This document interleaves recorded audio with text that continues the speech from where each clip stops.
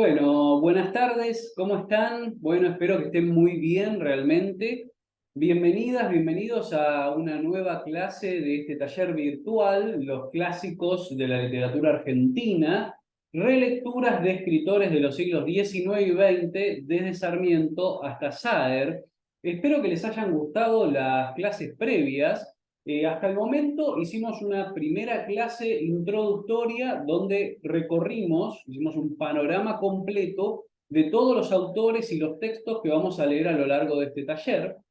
Y en nuestra clase pasada nos metimos ya con nuestro primer autor y su primer texto, el primer texto que vamos a abordar y el único de ese autor, con Domingo Faustino Sarmiento y el Facundo, ¿no? Veíamos ahí cómo Sarmiento construía esta dicotomía de la civilización y de la barbarie, ¿no?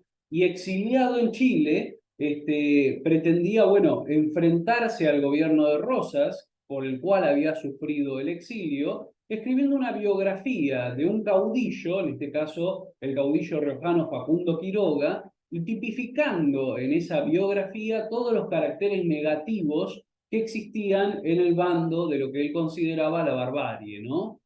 Nos enfocamos mucho, o yo al menos pretendí transmitirles a ustedes, lo literario que es Sarmiento, ¿no? Sarmiento es un grandioso escritor, tiene una prosa exacta, rigurosa, justa, y siempre encuentra la imagen perfecta y la metáfora adecuada, pero además es un constructor de grandes escenas. Yo les hablaba de esta escena del comienzo de la vida de Aldao, ¿no? Que casi parece una escena épica de una película, y nos referimos a varias de las escenas que encontramos en el Facundo mismo, donde describe, bueno, este momento donde acorralan al gaucho cantor y tiene que saltar por el barranco, ¿no? Con su caballo y caer al río, ¿no? O estas estampas que traza del gaucho rastreador, el vaquiano, bueno, toda esa potencia narrativa que había en Sarmiento, que la utilizaba, por supuesto, con fines políticos, pero había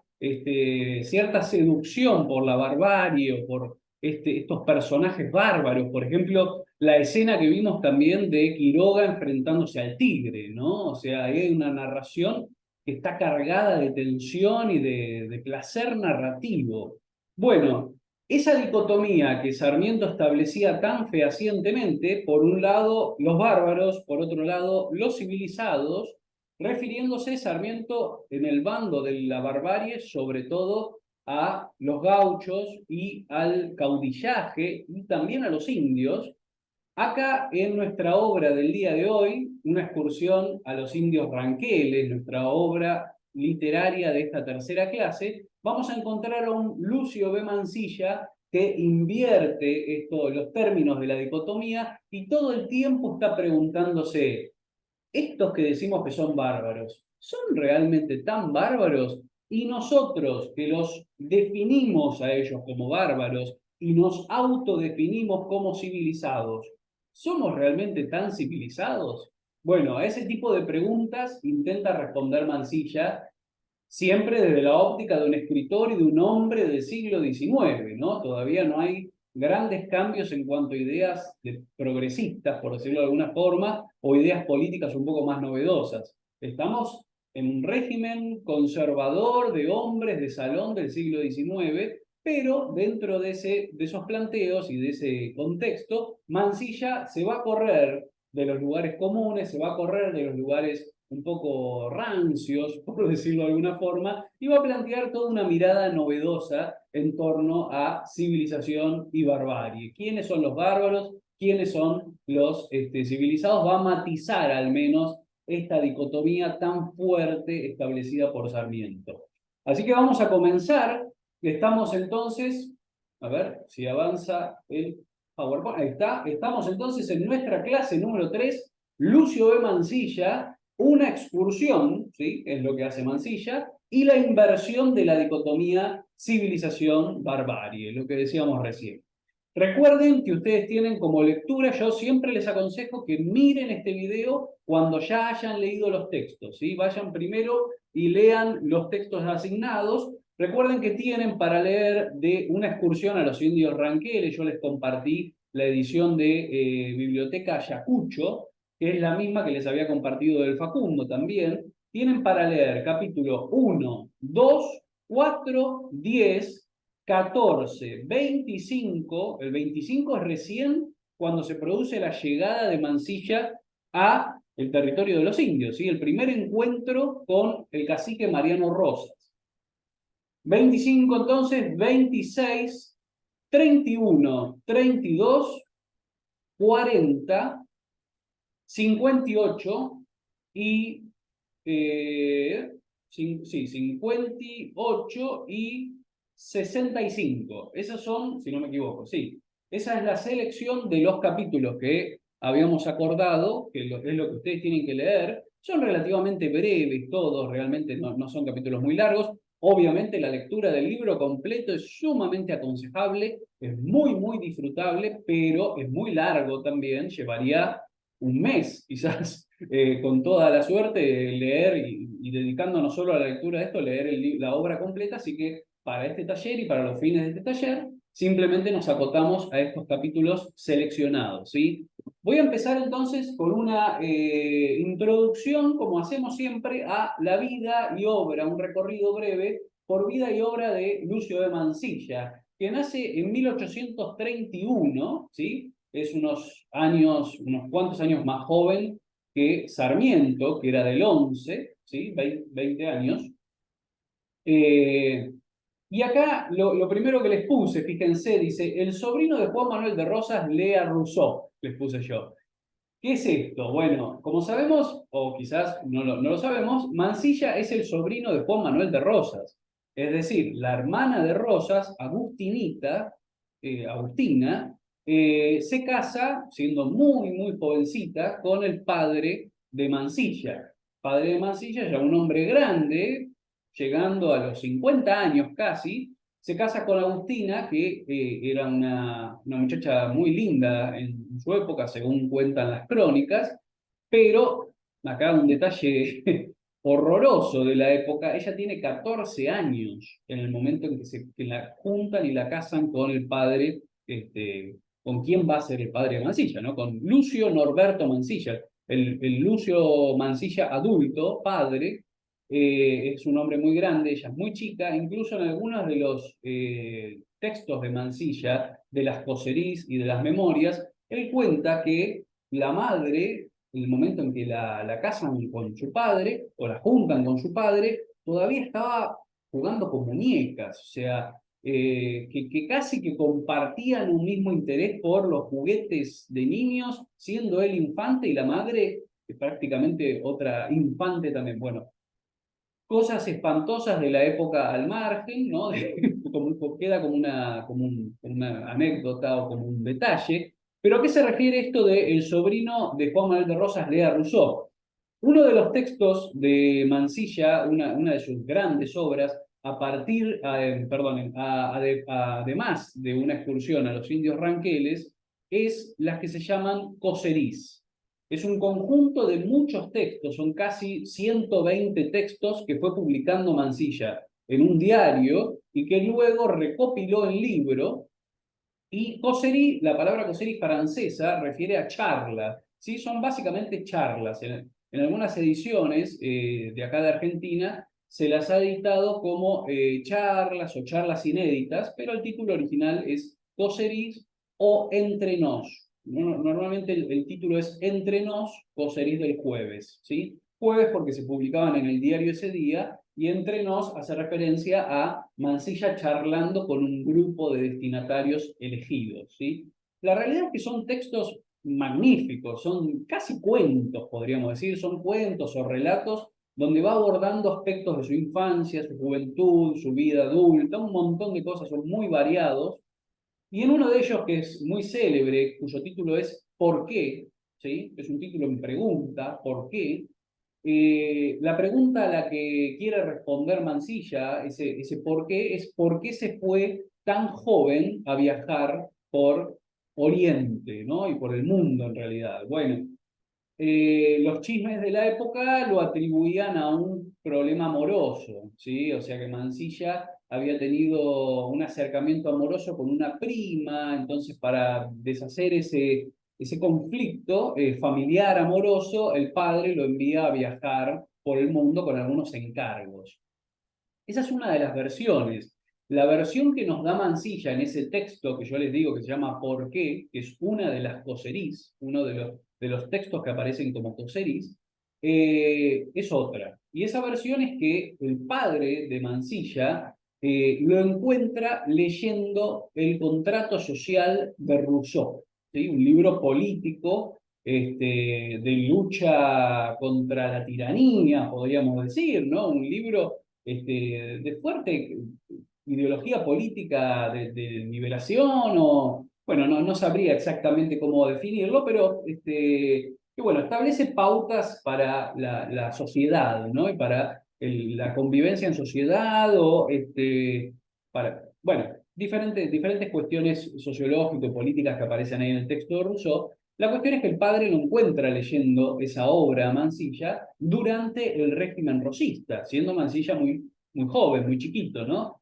O adolescente. Entonces, lo que el padre le dice básicamente, y esto lo cuenta en ese texto, es: uno no puede leer el contrato social de Rousseau si se quiere quedar acá en el país bajo el régimen rosista y siendo sobrino de Rosas, y si quiere leerlo con provecho, se tiene que ir. Entonces, un poco es como que Mansilla nos construye esta historia de su primer viaje por el mundo como consecuencia de una lectura política fuerte por parte suya que chocaba ya de entrada con el régimen político que había establecido su tío, ¿sí? Bueno, así que por eso aparece eso ahí, es una de las primeras anécdotas que nos cuenta Mansilla, el origen de su viaje por una lectura de un texto de Rousseau. Ahí les puse el primer viaje por el mundo del excursionista del planeta. Esta es la forma en que lo ha definido otro escritor del siglo XIX que se llama Paul Grusac. Paul Grusac fue director y trabajó mucho tiempo en la Biblioteca Nacional, el primer director de la Biblioteca Nacional, de hecho. Borges lo cita o lo menciona en alguno de sus textos, que él también fue obviamente director de la Biblioteca Nacional, y Grusac, al momento de describir a Mansilla, lo llama excursionista del planeta, un poco en referencia al título de su obra célebre, La excursión a los indios ranqueles, mezclándolo con el hecho de que Mansilla recorrió prácticamente todo el mundo y en todos los medios de transporte disponibles en esa época. Eso lo dice en otro de sus textos Mansilla, que dice que viajó hasta en camello, digamos, por Egipto. Hay ciertos países que incluso se cree que Mansilla pudo haber sido el primer argentino en pisarlos, ¿no?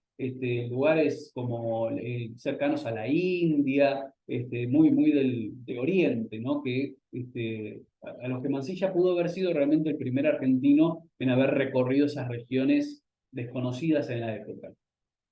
Publica su primer libro, un relato de viajes, de Adén a Suez. Ahí tenemos también dos lugares, ¿no? Dos pasajes, parajes. Este libro es de 1855, ¿sí? Y regresa en las vísperas de la batalla de Caseros.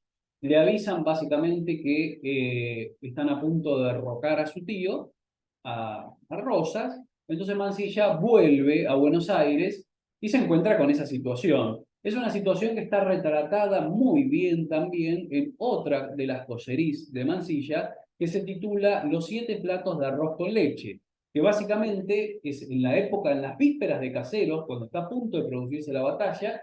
Rosas va a visitar a su tío para que le dé las bendiciones y para saber cómo viene la situación, ¿no? Y Rosas lo hace esperar mucho rato ahí en la entrada y después cuando finalmente lo recibe, le sirve uno tras otro platos de arroz con leche y le hace leer unos textos medio incoherentes, como unas memorias, ¿no? Que estaba preparando Rosas.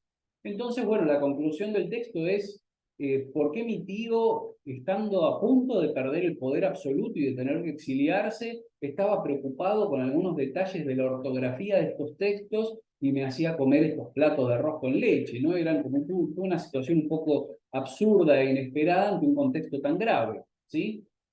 Después ahí les puse escándalo en el teatro e injurias contra José Mármol. Esta es otra anécdota fabulosa que también está redactada. Fue redactada incluso por el propio Sarmiento en un artículo de diario.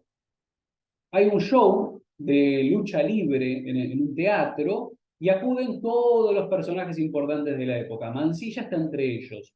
Entonces, siendo que Mármol, del bando político opuesto al rosismo, Mármol unitario, ¿no? Obviamente, José Mármol, había escrito en su novela Amalia, muy conocida, algunas injurias, podríamos decir, contra el padre y contra la madre de Mansilla por haber sido eh, seguidores y adscriptos al régimen de Rosas, ¿no? Y familiares incluso de Rosas, como ahí en la Amalia aparecían algunas injurias contra la familia de Mansilla, estando en ese teatro, Mansilla aprovecha la ocasión con un poco de teatralidad por parte suya y reta a duelo frente a todo el mundo a Mármol, ¿no? Entonces, bueno, como el teatro en esa época ya estábamos en un contexto de pasado del rosismo, ¿no? Ya no estábamos en el régimen rosista, estábamos en alguno de los otros regímenes políticos que vinieron después. De hecho, creo que es en la época de la secesión, ¿no? Cuando está separada la Confederación de Buenos Aires. Entonces, bueno, se arma un gran escándalo y a Mansilla lo penan, digamos, lo expulsan del territorio de Buenos Aires y tiene que exiliarse en la Confederación. Va a vivir en las provincias del litoral sus próximos años. ¿Sí? Ahí aparece, miren, después de esa línea dice destierro a la capital de la Confederación. ¿Sí? Bueno, por una apuesta con un compañero, con un amigo, Mansilla termina escribiendo dos obras de teatro solamente para demostrar que podía hacerlo. Así eran un poco las cosas en ese momento. Atar Ghul o Una venganza africana de 1864 y Una tía del mismo año. No son muy buenas, realmente no son buenas obras de Mansilla, pero es interesante que haya incursionado un poco en el teatro también, ¿no? Después, bueno, viene el episodio de la Guerra del Paraguay. Mansilla combate en varios de los episodios más importantes de esa guerra. Está a cargo de uno de los pelotones, de uno de los, sí, de uno de los comandos militares. Y de hecho pelea junto a Dominguito, que esto creo que lo hablamos en la clase pasada. Pelea junto a Dominguito como compañero y Dominguito, el hijo de Sarmiento, cae muerto en combate y después es Mansilla quien se encarga de transmitirle esa noticia a Sarmiento y de, bueno, escribir alguno de sus textos, ¿no? Hacer, recordarlo en alguno de sus textos. Pero tiene también Mansilla muchos escritos sobre la guerra del Paraguay, también en las Coserís, aparecen algunos en la excursión como relatos insertados dentro, vieron que dentro de la excursión a los indios ranqueles hay como ciertos relatos que se los llama los relatos de fogón, donde en algún momento del viaje paran, se sientan alrededor del fuego y cuentan cuentos, y algunos de ellos, en el caso de los que cuenta Mansilla, están relacionados con la guerra del Paraguay. Bien, luego Mansilla es enviado como, ya bajo la presidencia de Sarmiento, es enviado como comandante de frontera a Río Cuarto, ¿sí? Ahí hay otra cuestión también que aparece, que es que Sarmiento y Arredondo, el superior inmediato de Sarmiento en el ejército, perdón, retomo, Mansilla y Arredondo, Arredondo siendo el superior inmediato de Mansilla en el ejército, habían hecho ellos dos la candidatura para que Sarmiento, una vez regresado al país, fuera presidente. Y lo habían logrado. Mansilla, habiendo logrado colocar al presidente, esperaba que Sarmiento le diera un ministerio o algún puesto verdaderamente importante, y Sarmiento, diciendo así mal y pronto que con un loco como él, como Sarmiento, ya bastaba y que no hacía falta que hubiesen en el gobierno dos locos, ¿no? Refiriéndose al mismo, a Sarmiento y a Mansilla, lo asigna como comandante de frontera en Río Cuarto, lo cual para Mansilla es casi más un castigo que un honor, ¿no? Así que ahí empieza un poco también la bronca de Mansilla con Sarmiento, y arma un pacto con los indios de la zona, ¿sí? Un poco más al sur del Río Cuarto, la zona que hoy sería frontera o limítrofe entre la provincia de San Luis y Córdoba, una zona donde estaban asentados los indios ranqueles y las tolderías de Mariano Rosas.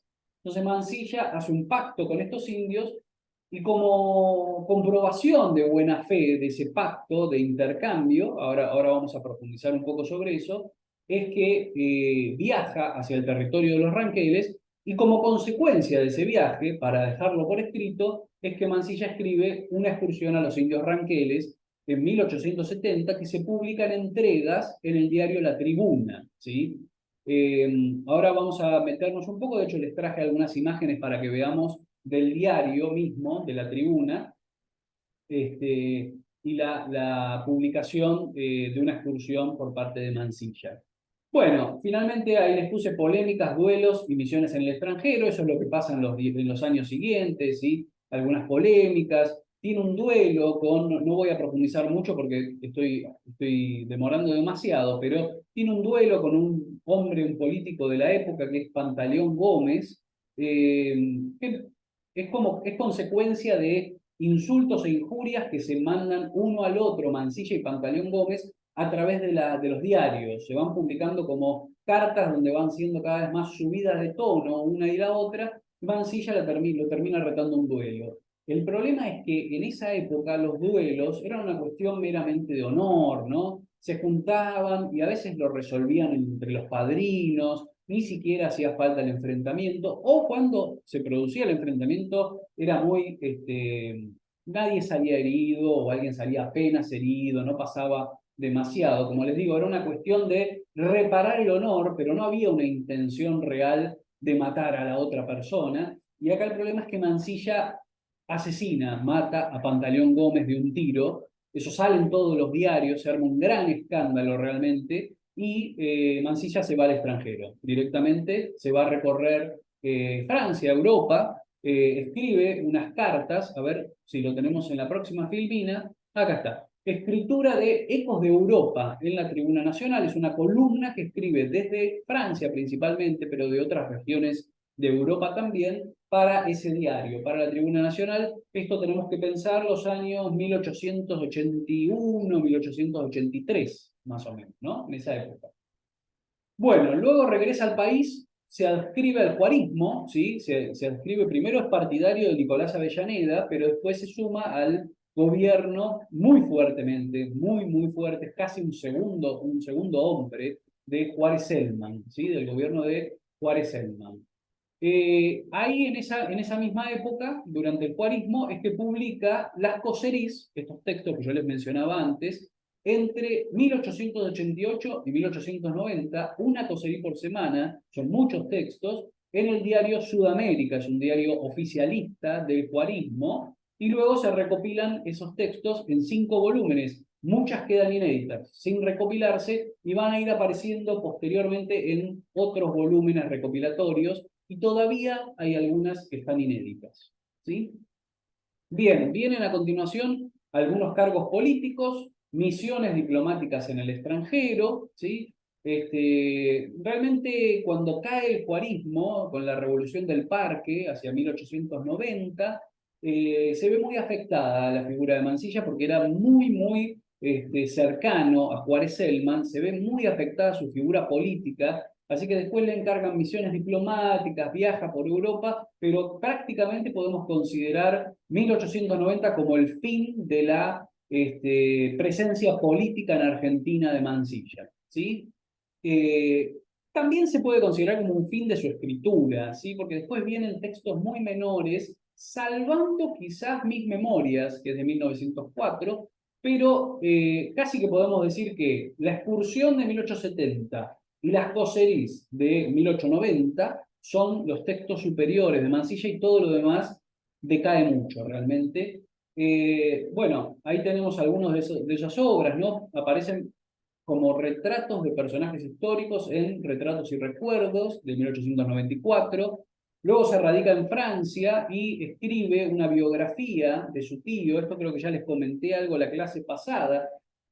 Mansilla consideraba que, por ser su tío, él era el único capaz de escribir una verdadera biografía honesta y verídica de Rosas, ¿sí? Como si el hecho de haber sido familiar directo y conocer anécdotas e historias lo calificara para ser el único que puede escribir la verdad detrás de Rosas, ¿sí? Entonces escribe ese texto, Rosas, ensayo histórico-psicológico, fíjense, quiere abordar los aspectos de la historia, pero también la psicología, por qué pensaba como pensaba Rosas. Bueno, es un libro de 1898. Después vienen estos otros dos libros menores que yo les mencionaba, En Vísperas, de 1903, y Un país sin ciudadanos, de 1907, que son panfletos o alegatos políticos sobre la situación del momento, sin gran interés narrativo o literario. Realmente ese Mansilla que sabía contar grandes cuentos y grandes anécdotas ya no está, digamos, en esos libros. Y sí está, quizás un poco, pero un poco disminuido, en Mis Memorias de 1904, que era un proyecto de Mansilla de escribir la historia de su vida. Iba a empezar con la infancia, juventud, luego pasar a la adultez, luego quizás la vejez, pero se quedó únicamente en el primer volumen, Infancia, Adolescencia, es todo lo que tenemos y esas son las memorias de Mansilla, ¿sí? Bien, vamos ahora a ir metiéndonos un poco con la excursión. Yo les quiero comentar, les traje una especie de perlita o algo extra, digamos. Vieron que durante la excursión a los indios ranqueles, sobre todo se aprecia más si leemos el libro entero, hay una estética por parte de Mansilla de la demora, ¿sí? Mansilla, como les decía antes, cuando empezamos a hablar del libro, recién en el capítulo 25 llega a las tolderías de Mariano Rosas. Quiere decir que hay 24 capítulos de viaje prácticamente, de ir avanzando morosamente y demoradamente por el territorio, recorriendo, hablando de las costumbres, insertando cuentos. Es decir, es como si Mansilla no quisiera llegar a las tolderías en su narración, me refiero, ¿no? Porque claro, ese viaje en la vida real, digamos, en la realización real y concreta del viaje, no duró más de 2 o 3 días, pero es algo que Mansilla extiende durante 24 capítulos, ¿sí? Entonces, en relación con esa demora o esa estética de la demora, del retraso, yo les traje un fragmento de una novela de César Aira. Yo esto quiero aclarar, en el verano di en el PEPAM un taller de literatura, un taller de verano muy cortito de César Aira, donde leímos 4 novelas, una de ellas era esta, pero ya el año pasado, cuando di este taller de los clásicos de forma presencial, ya había puesto este fragmento de César Aira, incluso antes de dar el taller destinado específicamente a César Aira, porque me parece que es excepcional, es magnífico. Van a ver lo gracioso e interesante que es esta propuesta de Aira. Y es una novela, se llama Un episodio en la vida del pintor viajero, que está ambientada en el siglo XIX en la Argentina y tiene mucho que ver, ¿no? Porque también hay presencia de los indios, aparecen los indios. Si bien no es Mansilla el que hace el viaje en esta novela, sino el pintor Rugendas, ¿sí? Un pintor que existió en la vida real y que César Aira ficcionaliza acá, transforma en personaje de ficción. Y bueno, les voy a leer este fragmento porque me parece maravilloso y tiene mucho que ver con esto que les decía recién de la estética de la demora, de ir demorando la llegada al destino para detenerse en la narración. Fíjense lo que escribe César Aira en esta novela. Está hablando de las carretas y de cuánto tardaban las carretas en el siglo XIX en ir de un punto al otro. Y dice, las dos ruedas eran como las vueltas al mundo de las ferias, todas en algarrobo, los rayos gruesos como vigas de techo, con cubos de bronce en el centro cargados de litros de grasa. Había que dibujar un hombrecito a su lado para dar una idea cabal del tamaño. Es una exageración absoluta, ¿no? Nos está hablando desde una perspectiva totalmente exagerada, que tiene también algo que ver con Mansilla en cuanto a la teoría de los extremos, que ahora vamos a verla en un ratito. Dice después Aira, la línea recta Mendoza-Buenos Aires, recorrida a razón de unos 200 metros por día, sugería lapsos de vidas enteras, ¿sí? Para transitarlas en las carretas. En los ojos y los modales de los carreros, hombres transgeneracionales, fíjense el uso del humor, ¿no? Un poco, habían quedado registradas esas paciencias sublimes. Y de pronto se las veía partir a las carretas, ¿sí? Una semana después seguían a un tiro de piedra, pero hundiéndose inexorablemente en el horizonte. Rugendas, el personaje de esta novela, sintió y le comunicó a su amigo una urgencia casi infantil por partir a su vez, en la estela anticipada de las carretas. Se le ocurría que sería como viajar en el tiempo. En el trayecto hecho al paso rápido de sus caballos, alcanzarían carretas que habían partido en otras eras geológicas. Quizás antes del inconcebible comienzo del universo, exageraba, pone entre paréntesis, y aún a ellas las pasarían yendo hacia lo verdaderamente desconocido. Bueno, fíjense, les recomiendo la lectura de esta novela, es realmente maravillosa. Espero que en algún momento vuelva a hacer el taller de César Aira en el PEPAM, en el verano, o alguno más corto en el cuatrimestre, o quizás de forma virtual también. Pero bueno, fíjense cómo exagera con la lentitud de estas carretas que iban tan lento que si uno fuera a su costado y las pasara, alcanzaría carretas que partieron hace siglos o épocas geológicas anteriores y se internaría uno en lo desconocido, en una especie de paradoja del tiempo que hace Aira a través de esta lentitud. Bien, vamos a meternos un poquito con la publicación original de Una excursión a los indios Ranqueles. Les había dicho en el diario La Tribuna. La publicación comienza el 20 de mayo de 1875. Se va a extender por varios meses, ¿sí? Van a haber muchas entregas. Fíjense que son en total cerca de 70 capítulos, si no me equivoco. Hay una cantidad de entregas que Mansilla, a ver, 50, perdonen, 68 capítulos. Bueno, en el diario son algunos menos, después Mansilla agrega el libro algunos nuevos. No lo van a llegar a ver ahí porque se va a ver chiquito, pero ahora les voy a hacer un zoom. La parte de abajo, que es el folletín que veíamos la clase pasada, que en ese sector es donde se publicaba el folletín de Sarmiento, el Facundo de Sarmiento, no va a ser el lugar donde aparezca la excursión de Mansilla. La excursión de Mansilla aparece en la columna principal al principio del diario.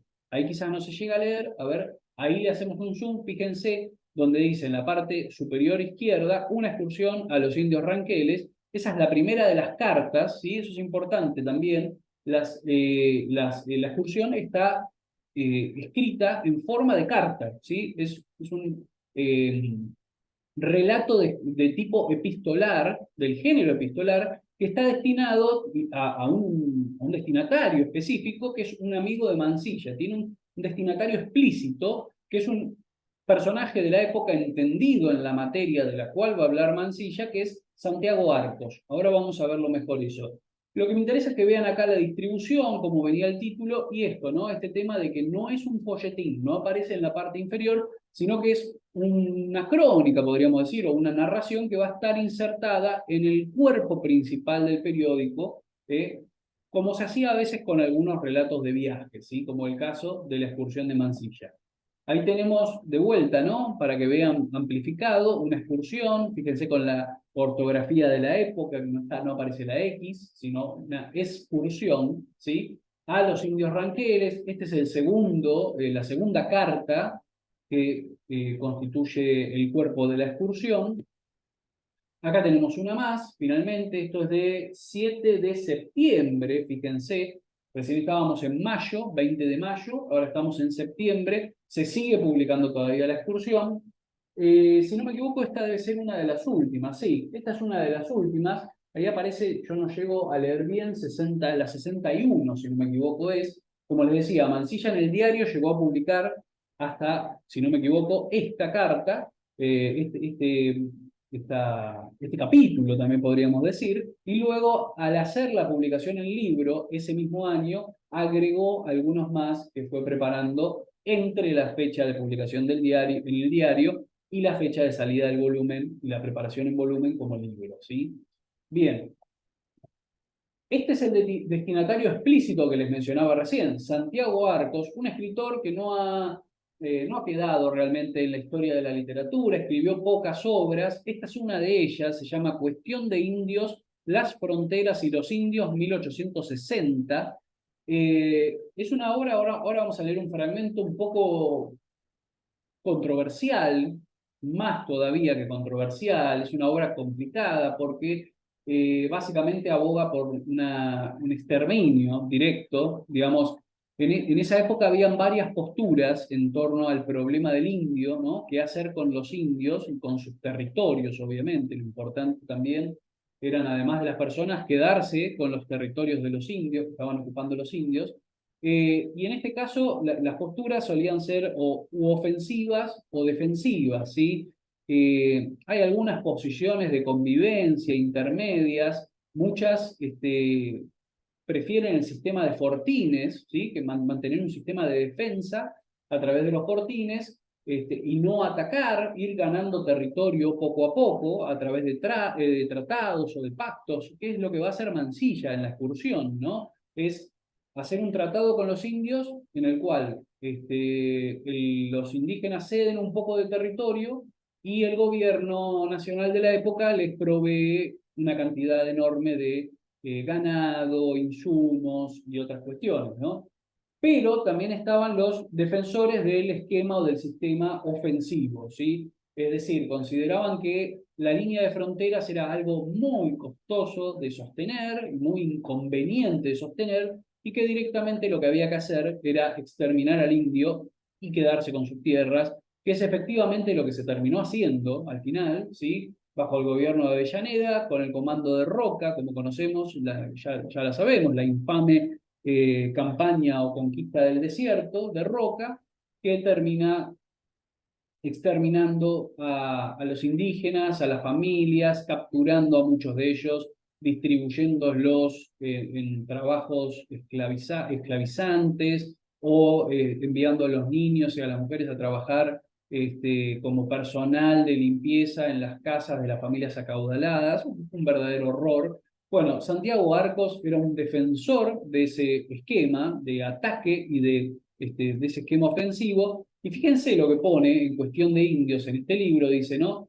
Para conseguir estos dos objetivos, yo les aclaro ahí, los dos objetivos son dar seguridad a los propietarios de tierras y reducir las guarniciones de frontera, o sea, tener menos hombres en la frontera. Es necesario mudar de método, abandonar la guerra defensiva para hacer la guerra ofensiva, directamente, explícito. Esto es de 1860, 10 años antes de la excursión y bastantes antes de la campaña de Roca, ¿sí? La campaña de Roca, bueno, sigo leyendo. Para que los indios no invadan, es preciso que invadamos nosotros, dice Santiago Arcos, ¿sí? Es preciso ir a buscar al indio en sus tolderías, batirlo cuando el indio no esté pronto para la guerra, incomodarlo incesantemente destruyendo sus caballadas. ¿Es posible hacer a los indios la guerra ofensiva que pedimos? ¿Es posible alcanzar, destruir, dispersar tribus que no tienen paradero fijo? Veremos que no solo es posible, sino fácil el realizar este pensamiento. La guerra ofensiva es mucho más barata desde su principio y daría por resultado final hacer insignificante el costo de la defensa de la frontera. Bien, bueno, eh, tremendo, digamos, es horroroso, pero ya están los planteos de lo que va a ser la campaña y la conquista roquista posterior, ya están acá, ya están escritos y especificados por este tipo de pensadores o políticos de la época que directamente pretendían este sistema de exterminio, sin ningún tipo de consideración por los otros seres humanos y sus vidas y su cultura, ni hablemos, ¿no? Y su cultura y, bueno, todo lo demás, ¿no?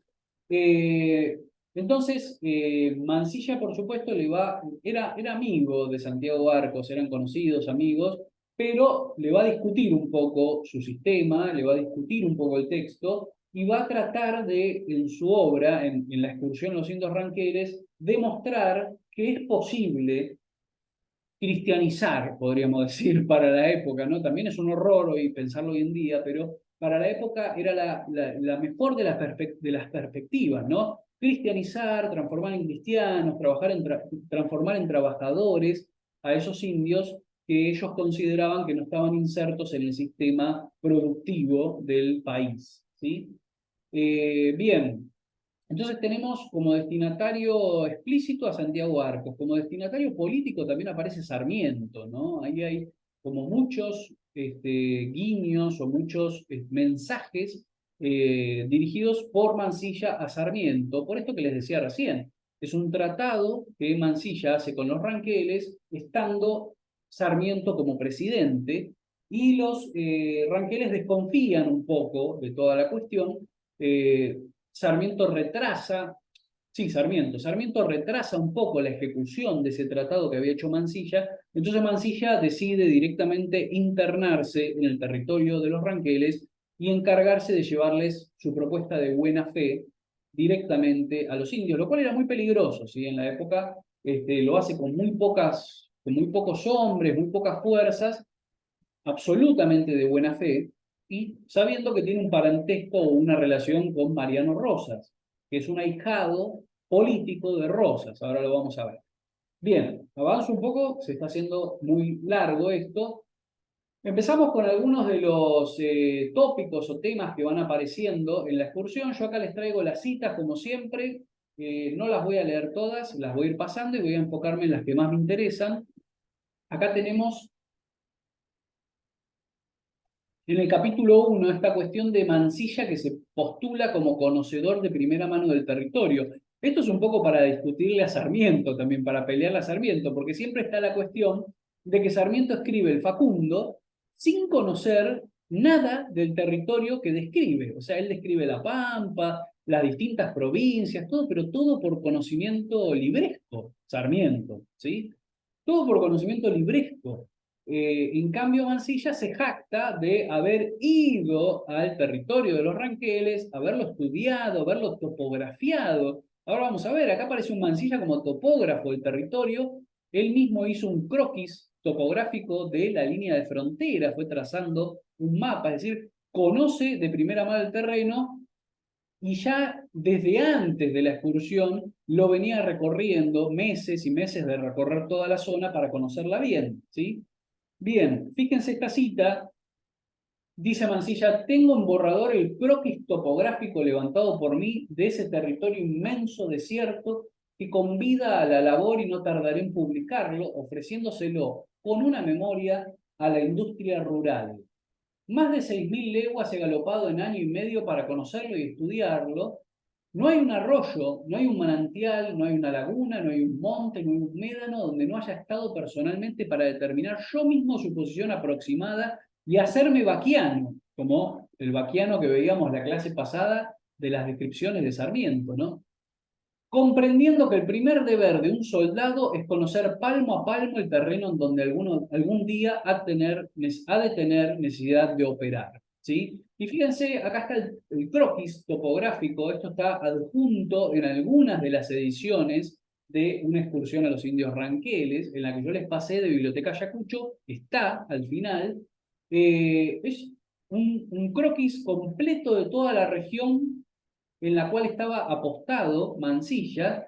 Yo no sé realmente si va a aparecer el mouse, si ustedes, después me voy a fijar en la grabación, si no les pido disculpas, si aparece ahora el mouse en la pantalla, pero tenemos que tener en cuenta que Mansilla estaba aproximadamente en esta zona, ¿sí? En la zona de Río Cuarto, donde tenía donde era comandante del fortín de la frontera. Estas son todas las líneas de frontera. Acá tenemos la línea de frontera en el momento que Mansilla hace la excursión, que llega y atraviesa Río Cuarto, y lo que pretendía Mansilla con este tratado hecho con los Ranqueles es expandir el territorio hasta esta otra línea de frontera, que es la de Río Quinto. O sea que se ganaría de este tratado con los ranqueles todo este terreno que está envuelto en el medio, entre las dos líneas, ¿sí? Se pasaría la frontera y los fortines desde Río Cuarto hasta Río Quinto, presionando un poco sobre el territorio de los indios, y todas las líneas que van hacia abajo, esta que tenemos aquí de forma central, es el recorrido que hizo Mansilla adentrándose en las tolderías. Cada uno de estos mojones, de estos puntos, corresponden a uno de los lugares donde Mansilla se detuvo y que describe en una excursión a los indios ranqueles, ¿sí? Ah, bueno, acá tenemos otra versión del mismo croquis. Yo lo tengo acá en el libro, a ver si lo puedo abrir ahora, si no me demoro mucho. No, simplemente les quería, aquí no lo van a ver, pero bueno, estoy con el libro, con la edición en libro que tengo yo de la Biblioteca Ayacucho, y fíjense que tenemos, a ver, ya les comento, la Alegre, una de las primeras que aparece, miren, yo les señalo, aquí está marcado con rojo en el PowerPoint, el recorrido que hizo Mansilla, acá arriba aparece la Alegre, que es una de las primeras lagunas que aparecen, ¿sí? Después tenemos Ayanco, Leubucó aparece, les voy a marcar, en este punto, a ver si lo encuentro bien, después de Cariló, acá. Esto que aparece acá, espero que lo estén viendo, si no les pido disculpas, es casi al final de la línea roja que aparece ahí en el medio, es Leubucó y entre paréntesis dice Mariano Rosas, ¿sí? Y el final de todo, lo último que aparece dice Quenque y entre paréntesis dice Baigorrita. Son las tolderías de ese otro capitán indio, indígena de los ranqueles, que Mansilla también visita, Baigorrita, ¿sí? Que aparece en la excursión a los indios ranqueles. Bien, esto yo les había traído simplemente para que vean también cómo era la línea de fronteras de la provincia de Buenos Aires y el resto de las provincias. Ahí está claramente demarcado cuál era el territorio detrás del cual estaba la frontera del hombre blanco, por decirlo de alguna forma, y todo lo demás, ahí está marcado, Leubucó, está marcado acá un punto, espero que lo estén viendo en el medio, ahí en el límite entre La Pampa, San Luis, un poco más abajo de Córdoba, ¿sí? Y bueno, todo lo otro, toda la frontera, es la frontera hacia, ahí tenemos las distintas fechas de cómo va avanzando, ¿no? La primera es hacia 1852, después en 1860, 1864, y la última que tenemos, la última línea, la línea más gruesa, es la de 1878. Ahí ya estamos directamente en la conquista, la campaña al desierto de Roca, ¿sí? Bien, voy a ir avanzando rápidamente. Otras citas que van apareciendo en la excursión. En el capítulo 4 nos habla Mansilla de dos aspectos del territorio, dos accidentes geográficos, podríamos decir, importantes en el terreno, que son la rastrillada y el guadal. Después lean la cita, ustedes de todas formas ya leyeron los capítulos seleccionados. Rastrilladas son esos caminos que están marcados por el paso de los caballos y de las carretas una y otra vez de los indios que van armando de forma espontánea esos caminos por los cuales siempre conviene transitar. No hay que desviarse en esa época de la rastrillada. ¿Por qué? Porque desviándose uno de la rastrillada puede caer en un guadal. Un guadal es un territorio, un terreno pantanoso, arenoso, casi nos recuerda un poco a las arenas movedizas, ¿no? Si uno cae en un guadal, en uno de esos territorios pantanosos, que no se distinguen del resto del terreno, bueno, el caballo puede hundirse, puede terminar incluso muriendo el pobre caballo, es muy difícil de salir y cada vez que intentan salir del guadal se entierran un poco más, ¿no? Bueno, después lean esto, les dejo las dos citas, la de la rastrillada y la del guadal. Ahí habla Mansilla un poco del peligro de acercarse o de caer en uno de estos guadales. Y acá aparece en el capítulo 1 la teoría de los extremos. Yo les contaba antes, a Mansilla le gusta un poco jugar con los extremos, ¿sí?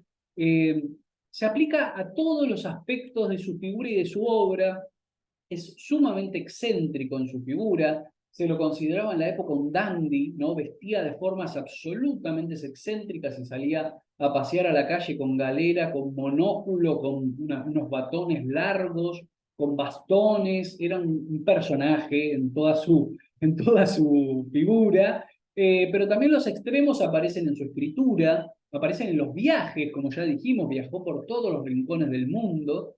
Y acá, fíjense, dice Mansilla, en el principio de la excursión Los Indios Ranqueles, dice algo que también aparece en su primera Coserí. Es como si a Mansilla, en sus dos obras principales, le gustara comenzar planteando el acto extremo, ¿no? El placer por los extremos. Y dice, digan lo que quieran, si la felicidad existe, si la podemos concretar y definir, ella está en los extremos. Yo comprendo las satisfacciones del rico y las del pobre, las satisfacciones del amor y del odio, las satisfacciones de la oscuridad y de la gloria. Pero ¿quién comprende las satisfacciones de los términos medios, las satisfacciones de la indiferencia, las satisfacciones de ser cualquier cosa? ¿Sí? De hecho, un poco más adelante, yo no lo traje acá, pero un poco más adelante avanza y dice, yo entiendo que alguien, por ejemplo, quiera ser Mitre, ¿no? O un portentado del dinero, cosas así, dice, y en un momento como burlándose de sí mismo dice, pero que alguien quiera ser el coronel Mansilla, yo eso realmente no lo entiendo, porque en definitiva, ese tipo, ¿quién es? ¿No? Hace como una pregunta retórica un poco jocosa sobre su propia figura. Y después, bueno, como les decía, en las coserís del jueves, en la coserí que se titula Orfandad sin H, juegos de palabras ahí, dice lo mismo, dice, y por más que digan, la verdad está en los extremos y ellos tienen de consolador que son decisivos. Los términos medios son en todo como las cataplasmas en la medicina. Después sigue hablando de la teoría de los extremos. Yo les traje solamente unos breves fragmentos para que vean esta postulación de Mansilla a favor de lo extremo, ¿sí? Eso aparece, por ejemplo, acá, ¿no? En esta primera cita, en cuanto habla de gastronomía, de viajes y del gusto también por los extremos, ¿no? Que habla de todos los viajes, de todos los lugares que recorrió, los platos que probó en esos lugares, ¿no? Comió mazamorra en el Río de la Plata, charquitán en Chile, ostras en Nueva York, macarroni en Nápoles, trufas en el Périgord, chipá en Asunción, ¿no? Y bueno, y al final termina con esta apuesta jocosa que habían hecho con Santiago Arcos, que dice que finalmente le ganó, ¿no? Esto de comer una tortilla de huevos de avestruz con los ranqueles, ¿no? Y entonces termina esa cita diciendo Santiago, después de una tortilla de huevos de gallina frescos en el Club del Progreso, una de avestruz en el toldo de mi compadre, el cacique Baigorrita. Ahí fíjense los dos extremos, ¿no? La civilización y barbarie. Tenemos el Club de Progreso por un lado, que vendría a ser como una especie del Jockey Club de la época, un lugar de la más alta, de la clase alta y con un gran nivel de exclusividad y de pertenencia y de ingreso, comparado con el toldo de un cacique, ¿sí? En La Pampa. O sea, Mansilla está jugando un poco ahí con los extremos y con lo civilizado y lo bárbaro, ¿no? Pero los mezcla también, los fusiona. O sea, para él es lo mismo y equivale a haber comido una tortilla en el Club del Progreso que otra en las tolderías, ¿sí?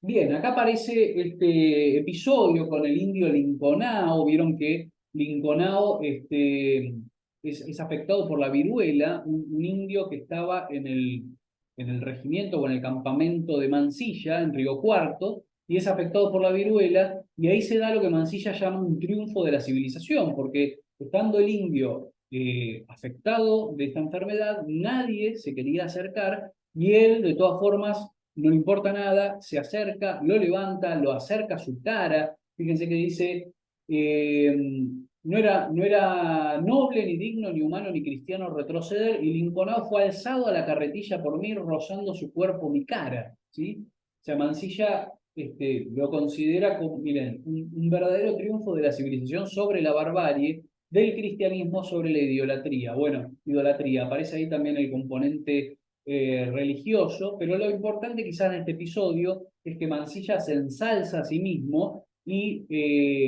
nos dice que los indios quedaron profundamente impresionados, ¿sí? Y que ahí comienzan a alabarlo y a llamarlo padre. Esto todavía antes de salir, está en su campamento en Río Cuarto y comenta este episodio, ¿sí? Bien, después aparece un poco el uso de la ironía y la comicidad en cuanto a qué es la civilización, ¿no? Fíjense, este fragmento es muy interesante porque Mansilla, por un lado, afirma una cosa que parecería ser civilizada, pero luego la rechaza también, ¿no? Dice, usar cuellos de papel, que son los más económicos, botas de charol y guantes de cabritilla, pero luego, fíjense, dice, en que haya muchos médicos y muchos enfermos, muchos abogados y muchos pleitos, fíjense los dos términos, ¿no? Muchos soldados y muchas guerras, muchos ricos y muchos pobres, ¿no? Se imprimen muchos periódicos, pero circulan muchas mentiras, se edifican muchas casas, pero las piezas y con muchas piezas, pero tienen muy pocas comodidades. Es decir, está jugando ahí de vuelta con estos dos términos, diciendo, no, fíjense que lo que normalmente llamamos civilización y lo que decimos en lo cual consiste la civilización está cargado de un montón de cuestiones muy negativas, ¿sí?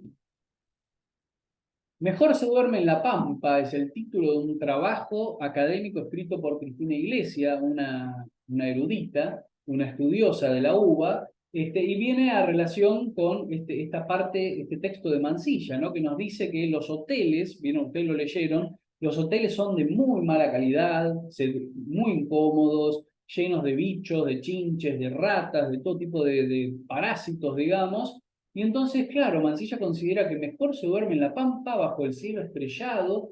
Este, a ver, fíjense, dice decididamente las civilizaciones de todas, a ver, ¿no? Bueno, está al final, ¿no? Creo que es la próxima cita, la buena, claro. Acá dice, mejor se duerme en la calle o en la pampa que en algunos hoteles, y acá en esta cita sí habla de dormir en la naturaleza, ¿no? Y qué fácil es conciliar el sueño cuando la civilización no nos incomoda, no nos irrita con sus inconvenientes, ¿no? Y simplemente tirarse, y ver el cielo estrellado y dormir a la intemperie, ¿no? De vuelta, los dos valores, civilización y barbarie, en este caso, la parte de la barbarie, estar a la intemperie, bajo el cielo, bajo las estrellas, es lo que termina poniendo como valor positivo Mansilla. Bien, voy a algunos pasarlos. Acá de vuelta también aparece la ciudad como un lugar de vida triste, agitada y difícil, es decir, la ciudad, núcleo de la civilización para Sarmiento, para Mansilla, es un lugar mucho más opaco, más triste, la vida es peor, ¿no? Privilegia Mansilla los espacios abiertos, el aire libre, la cabalgata y la salida y lo rural, ¿sí? Antes que la ciudad. Bien, acá aparece de vuelta también un poco irónico, Mansilla nos habla de la violencia arrasadora de la civilización, sobre todo en torno a la guerra del Paraguay, ¿sí? Dice, el Paraguay no existe y nos pone la civilización y la libertad han arrasado todo. O sea, ¿qué sería esto? En defensa de los valores, de lo que se llama civilizado, de lo que se llama la libertad, se cometen los peores crímenes, ¿sí? Fíjense el último párrafo que dice, de esta guerrita en la que nos han metido la fatalidad histórica, nos consolamos pensando en que se acabará pronto y en que, como el Entre Ríos estaba muy rico, le hacía falta conocer la pobreza. Bueno, ahí se refiere en realidad claro, ahí no, ya no está hablando de la guerra del Paraguay, sino de la guerra contra Entre Ríos, el enfrentamiento entre López Jordán, sí, contra el caudillo López Jordán.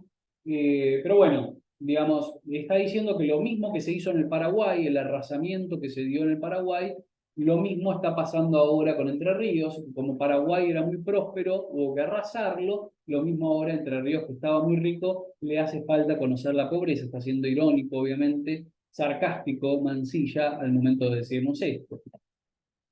Bien, acá nos habla de algunas posturas, entre comillas, civilizadas frente a la cuestión indígena. Yo le pongo las comillas, ¿no? Pero bueno, como hablábamos antes, ya me explayé bastante sobre esto. Dentro de las posturas de la época sobre qué hacer con el indio, la de Mansilla y la de otros eran las más potables, podríamos decir, las más aceptables, aunque no del todo buenas, ¿sí? Desde una perspectiva actual no son en lo absoluto buenas, no respetan la diversidad cultural, no respetan al prójimo, digamos, simplemente lo que quieren hacer es transformar al indio en uno más del, de la cultura blanca y insertarlo en la cultura o en el sistema laboral, ¿sí? Bien, acá les traje una fotografía de Mansilla y sus hombres en la frontera. Espero nuevamente que vean el mouse, quizás lo distingan a Mansilla, si no lo voy a señalar, es este que aparece aquí.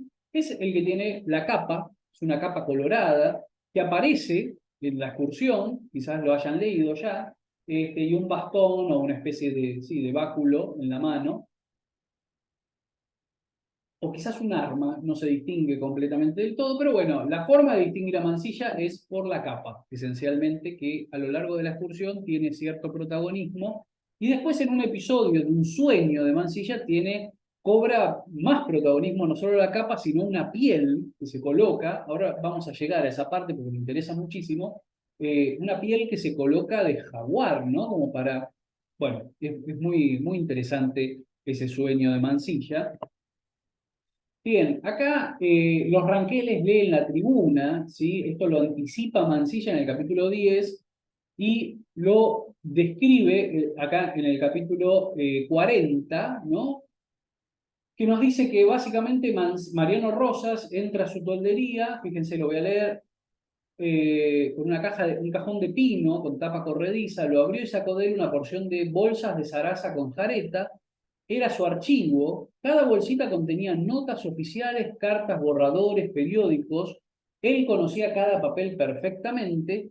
Y después, bueno, revuelve, saca algunos papeles más y al final pone Mansilla, era la Tribuna de Buenos Aires, ¿sí? La Tribuna es el diario donde él está publicando la excursión, obviamente, es el diario de los Varela, de los hermanos Varela, donde está publicando su texto. O sea que le hace una cierta publicidad, pero lo que nos está diciendo es que los indios, el cacique Mariano Rosas, no solo tiene un archivo donde guarda correspondencia, textos, artículos, sino que leen la misma prensa, los mismos diarios que se leen en Buenos Aires, en la ciudad. Con lo cual está diciéndonos, ojo, que acá no son salvajes a caballo, ¿sí? Tenemos hombres lectores muy intelectuales y que además están al tanto de todas las noticias y de todo lo que ocurre en la provincia o en el territorio nacional, para el caso, ¿no? Bien, acá esta es la escena de la presentación con Mariano Rosas, la escena esta de abrazos y de gritos, vieron que hay un ritual muy interesante donde uno tiene que levantar al otro, luego y pegar un grito al aire, luego el otro levanta a la otra persona y pega otro grito, ¿no? Es una cosa muy, muy interesante. Y fíjense qué llamativo, cómo Mansilla no solo dice gritaban, sino que cita el grito, ¿no? Ese es un gesto bastante llamativo, podríamos decir, o interesante, porque si él nos pone gritaban, uno ya sabe que los indios están gritando, no hace falta poner con tres signos de admiración, ¡ah! ¿No? Es un agregado que suma cierta oralidad y cierta jocosidad también por parte de Mansilla. Les voy a contar una anécdota, ya voy terminando, queda poco tiempo, ya venimos con una clase bastante larga, pero una anécdota es que hay un investigador también de la UBA que se llama Julio Schwartzman, de mucha trayectoria, muy importante, y Schwartzman escribió un libro sobre la gauchesca y hay algunos artículos también de Mansilla, bueno, y de otros, un libro con sus propios artículos, ¿no? Los artículos de Schwartzman. Y en uno de Mansilla, vieron que muchas veces los investigadores o incluso los escritores también colocan epígrafes, ¿no? Entonces uno, por ejemplo, busca una cita muy erudita, no sé, de Mansilla o de Borges, la pone como epígrafe, pone de quién es esa cita y queda como algo que de alguna forma enmarca el texto y lo relaciona, ¿no? Permite hacer una relación entre ese epígrafe y lo que uno después desarrolla en el artículo. Bueno, Schwartzman escribe un artículo sobre una excursión a los indios ranqueles y el epígrafe que escoge para poner la cita que toma del mismo texto de una excursión a los indios ranqueles es exactamente eso.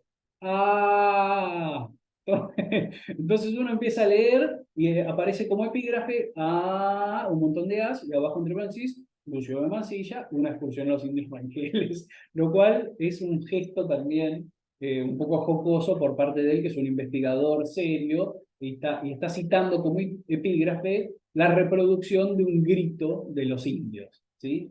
Bien, acá tenemos una foto, un dibujo en realidad, una ilustración, un retrato, podríamos decir, de Mariano Rosas, ¿sí? Cuyo nombre original es Pangitrus Wer, que significa en el lenguaje de los ranqueles, zorro cazador de pumas, ¿sí? Eh, Bien, y que es apadrinado por Juan Manuel de Rosas bajo el nombre Mariano Rosas. ¿Vieron la campaña El desierto que hace Rosas en la década del 30, por el 33, 34, si no me equivoco? Recorre el territorio, traza pactos también con algunos de los cacicazgos de la región y llega hasta las tolderías siendo Mariano Rosas muy joven, muy chico, y lo captura.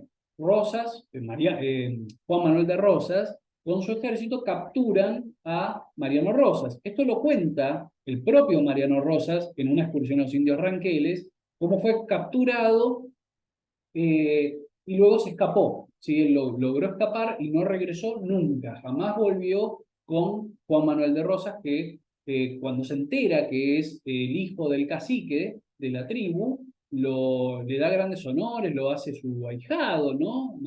Juan Manuel de Rosas, pero aún así Mariano Rosas desconfía de él y quiere volver con su gente, obviamente, así que escapa, regresa y no vuelve nunca más a la ciudad, pero conserva de alguna forma el nombre que le dio su padrino, que es el nombre de Mariano Rosas, siendo su nombre de nacimiento y de su gente, Pangitrus Huer.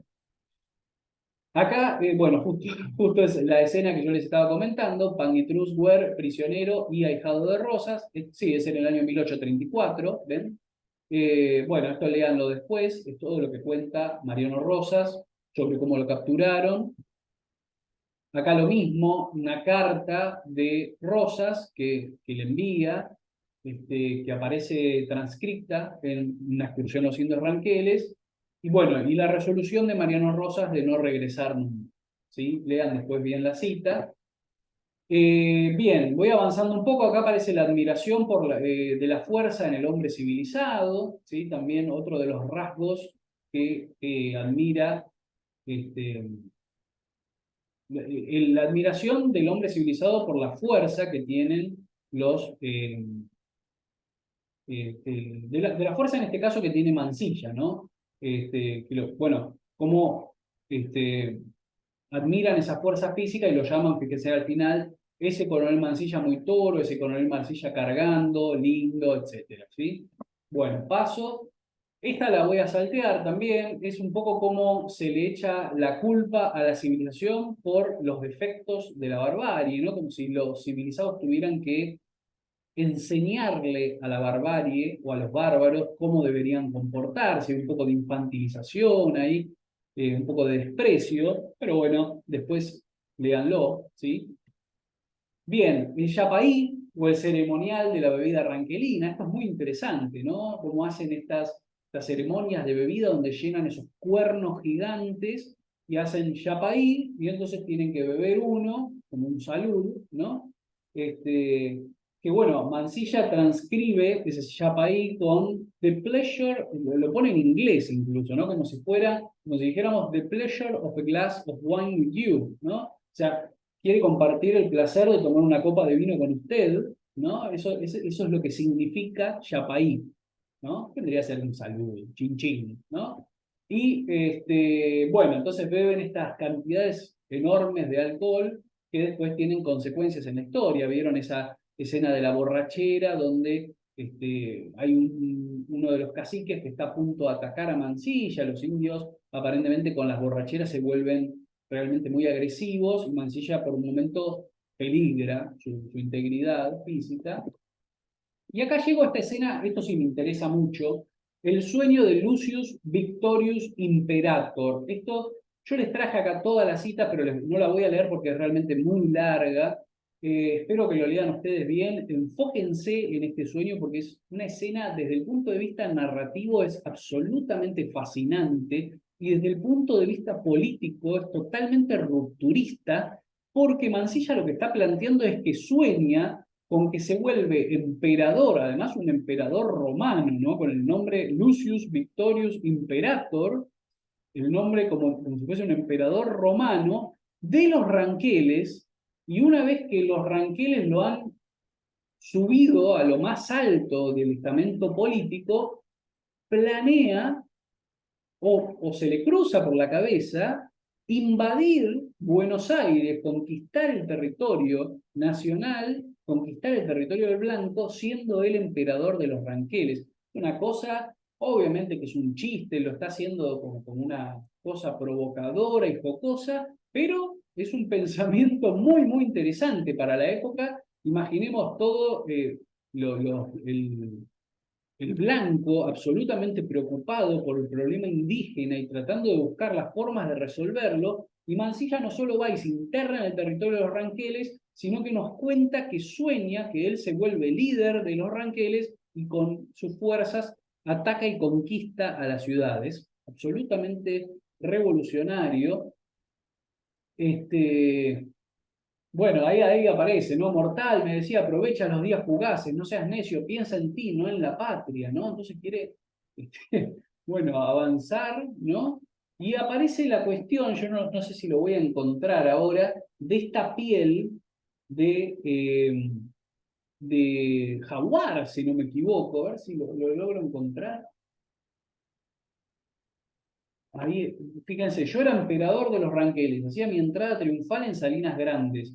Las tribus de Calfucurá me aclamaban. Calfucurá, el principal líder, cacique de esa época, ¿no? Mariano Rosas es un poco menos que Calfucurá. Calfucurá le trae más dolores de cabeza y más problemas al gobierno nacional de los que le trae Mariano Rosas. Mi nombre llenaba el desierto preconizado por las 100 leguas de la fama. Me habían erigido un gran arco triunfal, ¿no? Y ahí describe un poco cómo era este coloso, este arco que le hacen en honor a él, ¿no? Cuando llega. Bueno, es una cosa absolutamente exagerada. La teoría de los extremos acá la pone en práctica completamente, ¿sí? Acá está, acá lo encontré, esta parte, ¿ven? Dice, en él iba sentado un mancebo de rostro pintado de carmín, era yo, dice. Manejaba la ecuestre recua con un látigo de cháguara que no tenía fin. Mi traje consistía en un cuero de jaguar, fíjense, es casi de película, ¿no? Imaginarlo a Mansilla, un coronel del Ejército Nacional con un cuero de jaguar, casi con la cabeza del jaguar sobre su propia cabeza, ¿no? Los brazos del animal formaban las mangas, las piernas los calzones, lo demás cubría el cuerpo y por fin la cabeza con sus colmillos agudos adornaba y cubría mi frente a manera de antiguo capacete. Es increíble, es increíble. Y además vienen indígenas de todas las regiones, ¿no? Dice ranqueles, puelches, pehuenches, pichunches, patagones y araucanos, todos van hacia él, que lo toman como un gran emperador, ¿no? Habla de las armas y dice finalmente, cantaban un himno marcial al son de unas flautas de cañuto de grueso carrizo y las palabras Lucius Victorius Imperator resonaban con fragor en medio de repetidas y ahí reproducen nuevamente los gritos, pero esta vez lo tenemos que leer así. Va, va, va, va, va, va, va, va, va, ¿no? O sea, sería ya no el grito solo, sino el va, va, va, va, va, que sale del golpear con la palma a la mano al momento que se grita. Bueno, realmente creo que queda un fragmento más, esta última parte.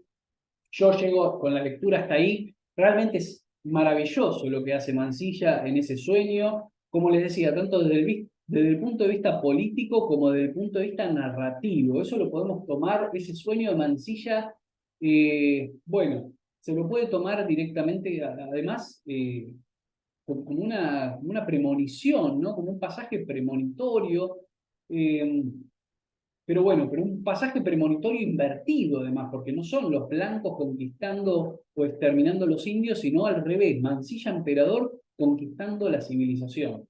Una cosa increíble y desde el punto de vista de la escritura está excelentemente logrado. Es un sueño, pero es casi un cuento, digamos, casi un cuento con una narración increíble. La otra parte muy interesada es esta, ¿no? También la de la ahijada y el vestido de la Virgen. Vieron ustedes que está bautizando, están en el bautismo de su ahijada, y de golpe detecta que su ahijada tiene un vestidito un tanto extraño, extravagante, lo describe, ¿no?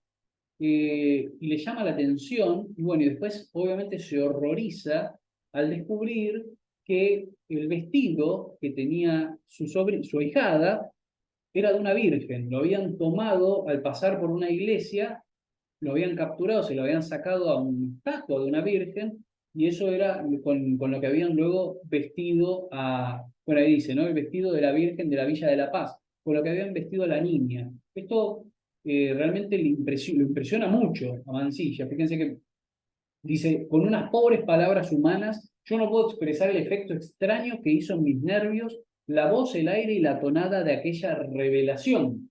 Sentí y experimenté una impresión fenomenal. Bueno, después sigan leyendo la cita, pero realmente le queda como una imagen muy fuerte de esta cuestión del vestidito de la Virgen y la hijada. Es una escena muy, muy interesante también. Bien, y ya para ir cerrando, para ir terminando, el tema del fuelle, ¿sí? Y en uno de sus últimos capítulos, en el 65, el fuelle, un diálogo entre la civilización y la barbarie. Vieron que Mansilla se da cuenta que los ranqueles, que uno de los caciques tiene un fuelle, ¿no? Casi una máquina para, de construcción o para hacer cosas, ¿no? Entonces dice, yo vengo a las tolderías de dice Mansilla, vengo a las tolderías de este salvaje, o de lo que nosotros llamamos normalmente salvajes o bárbaros, y encuentro un fuelle. ¿Yo puedo hacer un fuelle? No, yo no puedo hacer un fuelle, ¿no? Entonces empieza este diálogo entre la civilización y la barbarie consigo mismo. Y dice, bueno, aceptate derrotado, ¿no? Entonces dice, ¿qué tengo que aceptar? Mi ignorancia, sí, tu ignorancia. ¿Acaso querés que me humille? Sí, humillate, es así. O sea, a esta, a esta gente que normalmente se la tilda de bárbaros y de salvajes, tienen construcciones, tienen herramientas y aparatos que ni los civilizados sabemos cómo construir, ellos los hacen, ¿no? Bueno, ahí de vuelta un cuestionamiento y una matización de lo que es civilizado y de lo que es bárbaro, ¿sí? Bien, nos queda esto se lo dejo para que los lean, en una concubina con la que habla Mansilla, una concubina de uno de los indios, encuentra rasgos de filosofía, ¿sí? O sea, fíjense lo último que dice, no contesté. Tan alta filosofía en boca de aquella mujer me humilló más que el soliloquio a propósito del fuelle. O sea, se acuerda de este soliloquio, de este diálogo consigo mismo con respecto a la cuestión del fuelle y cómo puede construir él un fuelle. Y encontrar filosofía a la concubina de un ranquel le parece del mismo tenor, ¿no? Básicamente. Bien, y quedan para el final algunas meditaciones sobre la civilización y la barbarie. Las voy a dejar para que las lean. Esto es de un capítulo que no estaba incluido en la selección que yo les mandé, pero la traje solamente para que vean cuáles son las meditaciones finales que hace Mansilla en torno a lo bárbaro y a lo civilizado, ¿sí? Este, bueno, después mírenlo, yo creo que con esto ya, sí, con esto ya terminamos, les dejo la última filmina, estas meditaciones, ¿no? Leo la última, dice, ¿no? Mientras tanto, el bárbaro, el salvaje, el indio ese que rechazamos y despreciamos como si todos no derivásemos de un tronco común, como si la planta hombre no fuese única en su especie, el día menos pensado nos prueba que somos muy altaneros, que vivimos en la ignorancia de una vanidad descomunal, irritante, que ha penetrado en la oscuridad nebulosa de los cielos con el telescopio, que ha suprimido las distancias por medio de la electricidad y del vapor, que volará mañana quizás, convenido, pero que no destruirá jamás hasta aniquilarla una simple partícula de materia, ni le arrancará al hombre los secretos recónditos del corazón. Bien, de vuelta, Mansilla matizando el tema de lo que es civilizado y de lo que es bárbaro, lo cual es realmente muy, muy interesante para la época. Bien, creo que con eso ya terminamos, estoy chequeando que no me faltara nada. No, con eso ya terminamos. Les repito, los episodios importantes a prestar atención y leer con interés son quizás el encuentro con los indios y este ceremonial, ¿no? De los abrazos y los gritos, el tema de la bebida ranquelina y el yapaí, ¿sí? El episodio importantísimo del sueño de Lucius Victorius Imperator, que se puede interpretar y leer de mil formas, es realmente muy, muy complejo y muy interesante. Lo mismo el de la hijada con el vestidito, el fuelle y la fragua en el en el toldo del cacique Ramón, ¿sí? Y bueno, finalmente la filosofía en la concubina, ¿sí? Otro episodio más. Bien, llegamos hasta acá.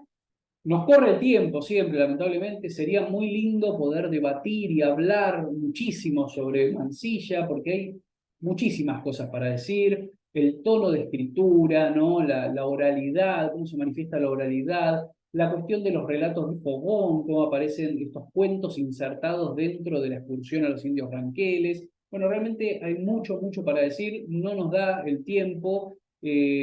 Por supuesto, ustedes todas las dudas, consultas o comentarios, lecturas, me interesa leerlos, quiero que se explayen y que escriban ahí en el foro todo lo que quieran decir. Yo todos los comentarios que ustedes ponen los leo, después los voy a tratar de ir respondiendo a medida que pueda. Pero bueno, espero que les haya gustado la lectura, sobre todo, más allá de la clase, digamos, y de lo que fuimos repasando, de lo que fuimos completando. Un poco yo trato siempre de completar con un marco la lectura que ustedes ya hicieron y lo interesante es que lo importante es que les guste la lectura, que disfruten de sentarse y leer a Mansilla y las cosas que escribe. Mansilla me parece a mí un escritor delicioso, fascinante, cómico, con mucho humor, con mucha agilidad en la escritura, ¿no? Es algo que se lee muy fácil y muy rápido. Bueno, y llegamos hasta acá. Nuestra próxima clase, la cuarta, va a ser sobre José Hernández y el gaucho Martín Fierro. Vamos a ver algunas cuestiones que aparecen en esa obra absolutamente clásica, creo que es el más clásico de los clásicos de la literatura argentina. Recuerden que vamos a leer solamente la primera parte, el gaucho Martín Fierro, no la vuelta, no la segunda parte, solamente la primera y les sugiero, les recomiendo que lean de la edición que les compartí yo en el aula virtual, porque tiene unos textos al principio que nos van a interesar, que están en esa primera edición de El Gaucho Martín Fierro y no están necesariamente en otras ediciones. Si ustedes tienen en su casa una edición en libro del Gaucho Martín Fierro, lean el texto, el poema de la edición en libro, pero después lean también los textos introductorios que aparecen en la edición que yo les compartí. Bueno, dejamos acá por ahora, dejamos acá.